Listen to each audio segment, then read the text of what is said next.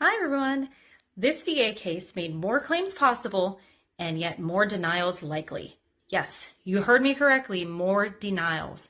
Let me explain. So the core of the issue is, can a veteran get service connected for a condition even if it wasn't directly caused by service, but was made worse because of a service-connected condition prevented proper treatment? So what happened? This veteran had service-connected leukemia at 100%.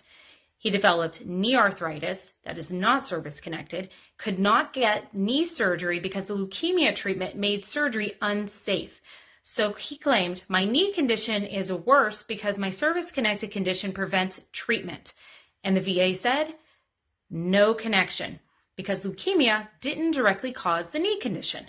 So the Federal Circuit said the VA was wrong and the case was sent back. So the key legal holding, this is the big one, the court ruled, quote, resulting from equals but for causation. It's a broader standard, which means a condition can be service connected if it would not be as severe but for a service connected condition. And what that means in plain English, okay? This is the shift. The old thinking is what the VA was doing is that it must be direct cause or must be etiological link to that connection. The new clarification is it can be multi-step connection, can include treatment limitations, worsening of the condition, and indirect chains of connections. The multi-link chains are valid. This court explicitly supports this claim logic. Condition A leads to condition B, leads to condition C, not just A to C directly.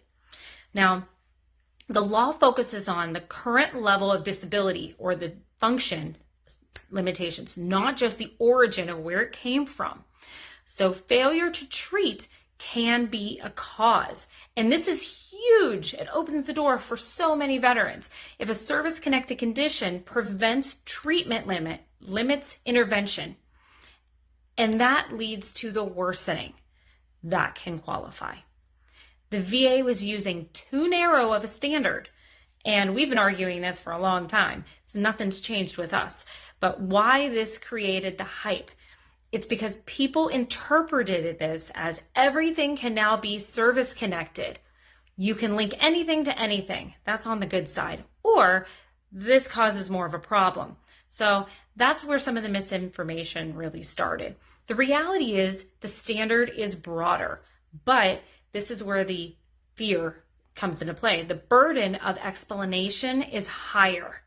SPICER did not lower the standard. It expanded what can be considered as service-connected, but it increased the need for stronger medical rationales. Okay, why? Because now you have to explain multi-step causation, indirect relationships, functional worsening, and treatment limitations if they apply. That requires detailed medical reasoning and detailed rationale. SPICER made more claims possible, but harder to prove correctly.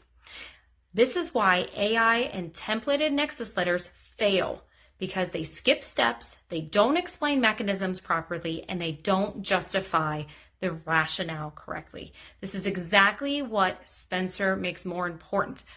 We have been practicing and documenting to this standard at MRPY for the very beginning, so it doesn't change much for us.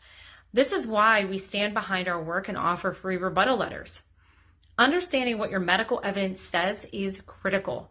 And if you need us, we're here to help.